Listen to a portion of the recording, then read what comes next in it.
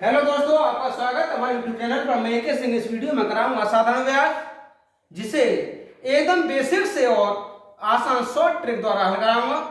जैसा कि ये क्वेश्चन है, यदि x रुपए पर a% की दर से m वर्ष के लिए साधारण ब्याज उतना ही है जितना y रुपए पर a² % की दर से m² वर्षों के लिए है, तो x और y में क्या अनुपात होगा, अर्थात इनके धनों में क्या अनुपात होगा।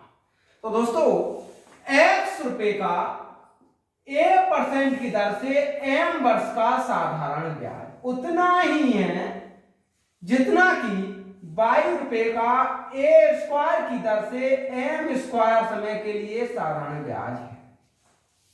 तब ये हुआ x/y बराबर am डिवाइडेड x अनुपात y बराबर होगा am अनुपात 1। क्वेश्चन ने कहा था तो x अनुपात y बराबर होगा, तो x अनुपात y बराबर होगा am अनुपात 1 के। इसका ऑप्शन नंबर बी करेक्ट होगा।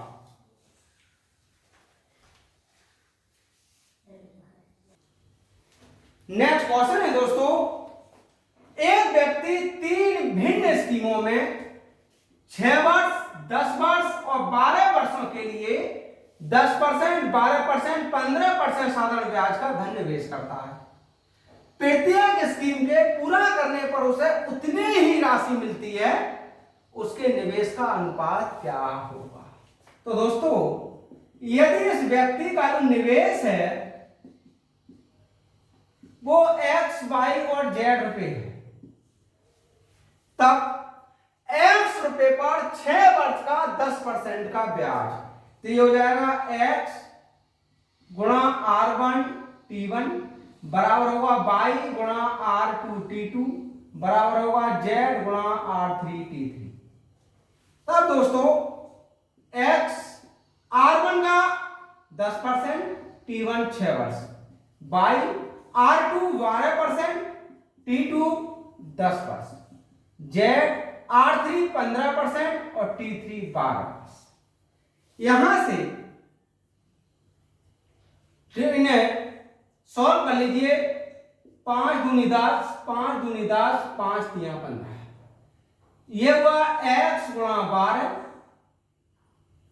y गुणा 24, z गुणा 36।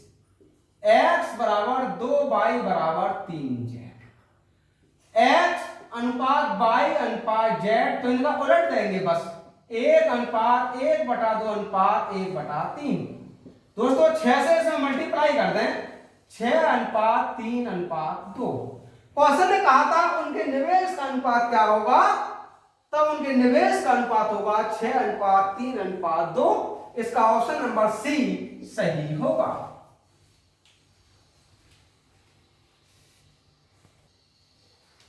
नेक्स्ट क्वेश्चन है दोस्तों, 12,000 रुपए की धनराशि को 2 भागों में इस प्रकार बांटा गया है कि पहले भाग का 3 वर्षों का 12% वार्षिक की दर से साधारण ब्याज, दूसरे के 4.5 वर्षों के 16% वार्षिक की दर से साधारण ब्याज के बराबर है। पहले भाग और दूसरे भाग का अनुपात कितना होगा। तो दोस्तों, या तो पहला भाग P मान करके दूसरा भाग 12,000 माइनस P मान लें, बाद में जो निकल के भाग आए उनका अनुपात ज्ञात कर लें। लेकिन अगर ऐसा हम करते हैं बहुत समय लगेगा, हमें तो एक शॉर्ट ट्रिक में हल करना है। तो इसका एक आसान सा तरीका रहता है दोस्तों, जैसे कि पहले भाग का मान लीजिए पहला भाग P1 है, तो P1 R1 T1 बराबर होगा P2 R2 T2, क्योंकि उसने ये कहा था कि पहले भाग का साधारण ब्याज उतना ही जितना कि दूसरे भाग का साधारण ब्याज है। तो P1 R1 पहले भाग के लिए 12%, समय 3 वर्ष, P2 R2 दूसरे वर्ष का 16% और समय 4 सही 1/2 अर्थात 9/2। यहां से 2 8 16, P1 अपॉन P2 बराबर हुआ 8 9 72, 12 3 36, 36 दूनी 72। P1 अनुपात P2 2:1। तो पहले भाग और दूसरे भाग का अनुपात 2:1 होगा। इसका ऑप्शन नंबर ए सही होगा।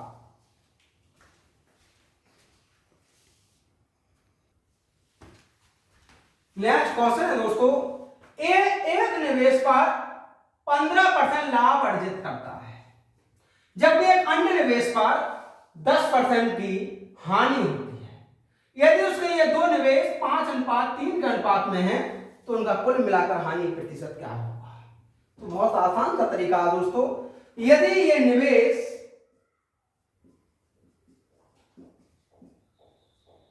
500 रुपए और 300 रुपए है, उसने कहा पहले निवेश पर 15% का लाभ अर्जित करता है, तो फर्स्ट निवेश पर लाभ निकाल लीजिए।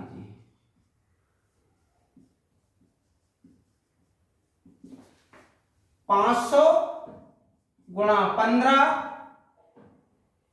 क्योंकि उसने 15% का लाभ अर्जित करा है, ये हुआ 75%।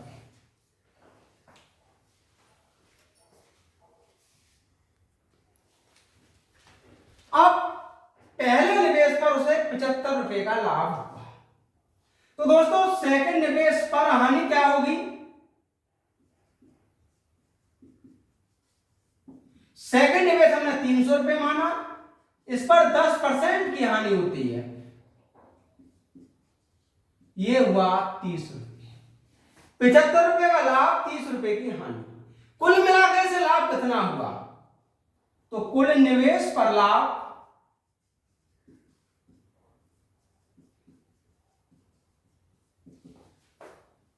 75 माइनस 30 अर्थात 45 रुपए। क्वेश्चन ने कहा है कुल मिलाकर उसका लाभ या हानि प्रतिशत क्या हो जाएगा? तो इसका मतलब लाभ हुआ है, हानि तो हुई नहीं इसमें, तो लाभ प्रतिशत क्या होगा? ये रहेगा लाभ गुणा 100, डिवाइड कर लीजिएगा कुल निवेश 500 और 300 अर्थात 800, ये होगा 8 पंजे 40, दशमलव लगाया 5, 8 6 48, यानी 5.625% का उसे क्या होगा? लाभ होगा।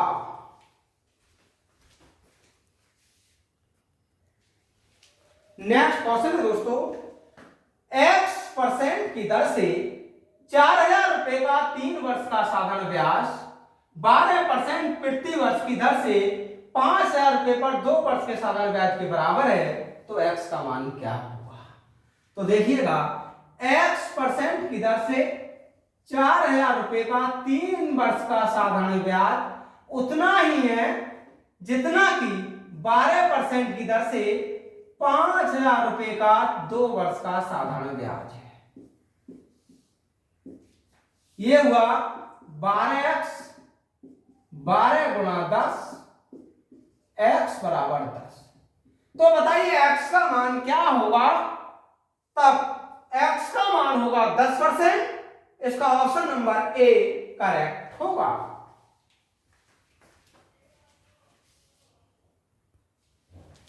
नेक्स्ट क्वेश्चन है दोस्तों, एक व्यक्ति के पास कुछ धनराशि है, उसने उस राशि का 20% एक वस्तु खरीदने में खर्च किया और शेष का 5% परिवहन पर।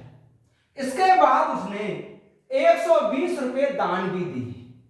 यदि उसके पास 14,000 रुपए शेष बचे हों, नहीं 1400 होगा दोस्तों, उसके पास 1400 रुपए शेष बचे हों, तो उसके द्वारा परिवहन पर किया गया खर्च कितना था? अब मान लीजिए उसके पास x रुपए थे, क्योंकि सबसे पहले तो यही नहीं पता हो रहा कि वास्तव में उस व्यक्ति के पास रुपए थे कितने। हमने मान लिया कि उसके पास x रुपए थे, फिर उस x का 20% वस्तु को खरीदने में खर्च कर दिया, तो बच कितना गया उसके पास? 80%। फिर क्या किया? इसका 5% परिवहन पर, बच कितना गया दोस्तों? 95%। 120 रुपए उसने दान में भी दे दिए। अब उसके पास कितने रुपए थे? 1400 रुपए शेष बचे। यहां से 20 पंजे 100, 20 चौक 80, 5 से 19 बार, 19 चौक 76x बराबर होगा 1400 प्लस 120। यहां से x बराबर होगा 1520 डिवाइड 76। इसके लिए डिवाइड कर लीजिए।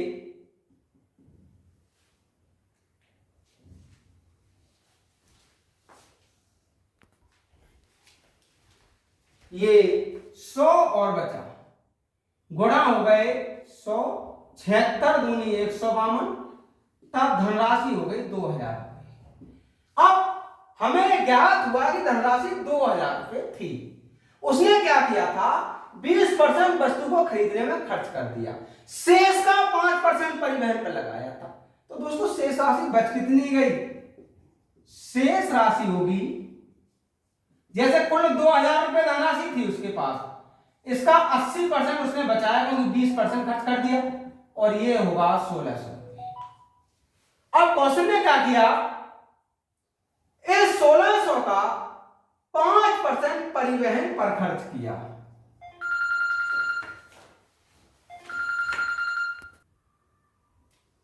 तो परिवहन पर खर्च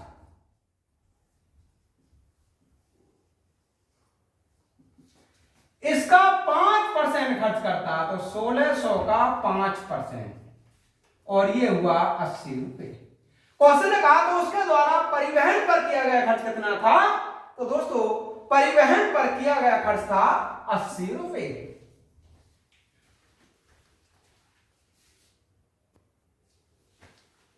नेक्स्ट क्वेश्चन है दोस्तों, एक व्यक्ति एक बैंक से 15/4% साधारण ब्याज की दर पर 5600 रुपए जमा करता है।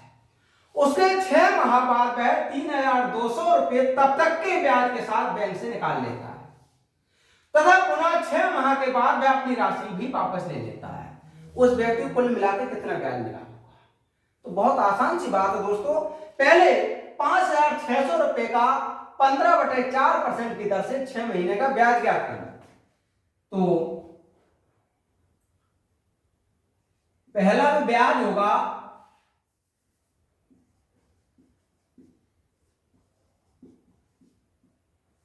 उस समय 5600 रुपए जमा किया था, 15/4% की दर थी, समय था 6 माह अर्थात 1/2 वर्ष। डिवाइड कर लीजिए 100 से।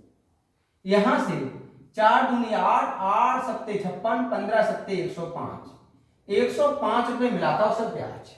उसने क्या किया? 6 महीने के बाद 32 रुपए निकाल दिए। तो दोस्तों बैंक में उसकी शेष राशि कितनी बची?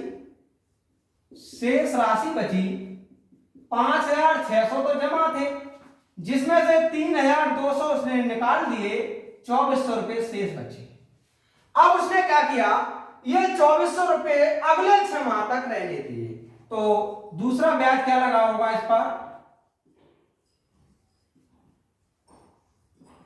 2400 रुपए का दर यही थी और समय भी 6 माह ही था। 4 दूनी 8, 24, 15 45।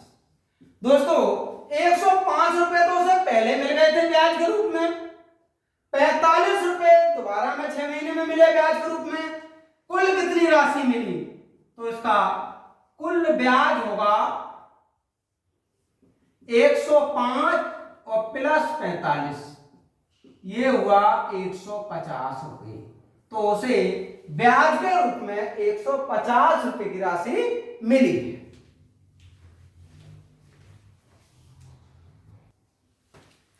नेक्स्ट क्वेश्चन है दोस्तों, यदि 26,000 रुपए की धनराशि को 3 भागों में इस प्रकार से विभाजित किया जाए कि 2 वर्षों का पहले भाग का 4% की दर से ब्याज, 6% दर पर दूसरे भाग का ब्याज और 8% की दर पर तीसरे भाग का ब्याज परस्पर एक समान है। तो पहला भाग किसके बराबर होगा? तो दोस्तों मान लीजिए वो भाग x y और z है, तब x गुणा r1 t1 बराबर होगा y गुणा r2 t2 बराबर होगा z गुणा r3 t3। x गुणा पहले पर 4% की दर, समय 2 वर्ष, दूसरे पर 6% की दर, तीसरे पर 8% की दर। यहां से ये हुआ 4x बराबर 6y बराबर 8z, 2x बराबर 3y बराबर 4z।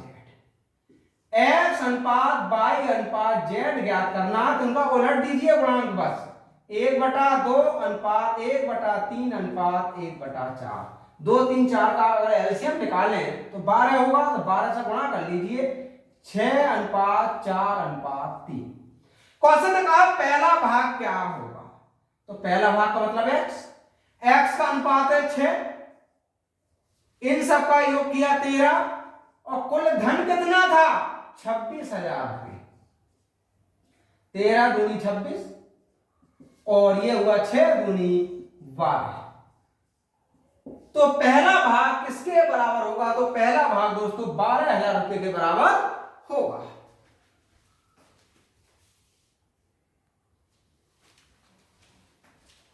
नेक्स्ट क्वेश्चन है दोस्तों, यदि किसी धनराशि पर अब से 2 वर्ष बाद का 5% की दर से वास्तविक इकट्ठा 15 रुपए है, तो वह धनराशि कितनी होगी?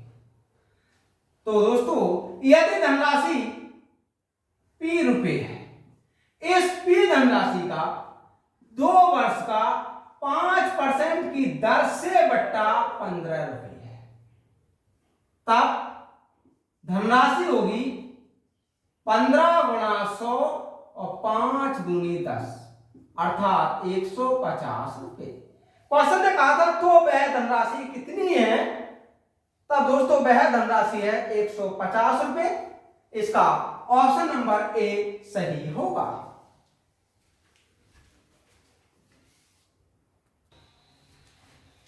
नेक्स्ट क्वेश्चन है दोस्तों, ए 8% प्रतिवर्ष की साधारण ब्याज की दर से कुछ राशि उधार लेता है, और बी 5% प्रतिवर्ष की साधारण ब्याज की दर से 2,000 रुपये उधार लेता है।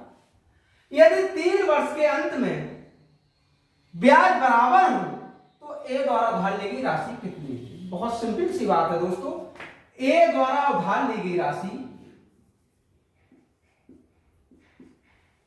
इसने ए ने 8% की दर से लिया था, क्योंकि समय 3 वर्ष है इसका भी, जबकि बी ने 2,000 रुपये उधार लिए थे 5% की दर से, समय इसका भी 3 वर्ष था।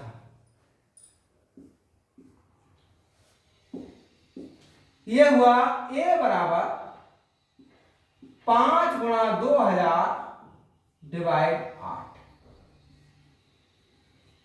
8 दूनी 16, 4 बचे, 8 पंजे 40,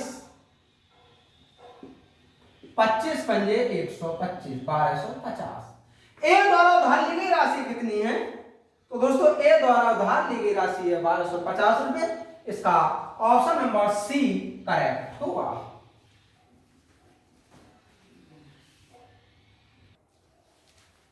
नेक्स्ट क्वेश्चन है दोस्तों, कोई राशि साधारण ब्याज की दर से 4 वर्ष में 3 गुनी हो जाती है, वह कितने वर्ष में समान दर से 7 गुनी हो जाएगी? तो बहुत सिंपल सा तरीका रहता है दोस्तों, T1 upon T2 N1 upon N2। अब कोई राशि साधारण ब्याज की दर से 4 वर्ष में, तो T1 का मतलब 4, 3 गुनी हो जाती है, वह कितने वर्ष में? मान लीजिए T2 वर्ष में 7 गुनी हो जाएगी। यह हुआ 4 अपॉन T2, 2 डिवाइड 3, यहां से 2 दूनी 4, 6 दूनी 12। क्वेश्चन में कहा था वह कितने वर्ष में 7 गुनी होगी? तो दोस्तों 12 वर्ष में वह 7 गुनी हो जाएगी। इसका ऑप्शन नंबर सी करेक्ट होगा।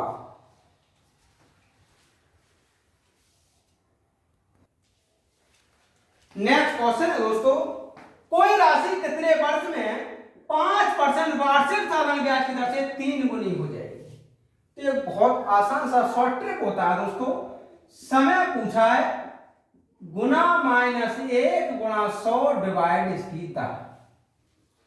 3 गुना तो 3 -1 गुणा 100 दर 5%, 20 बार कटाई। यहां से बचा 2 गुणा 20 अर्थात 40 वर्ष। क्वेश्चन ने कहा था कितने वर्ष में? तो दोस्तों 40 वर्ष में वह राशि 5% वार्षिक साधारण ब्याज की दर से 3 गुना हो जाएगी। इसका ऑप्शन नंबर बी करेक्ट होगा।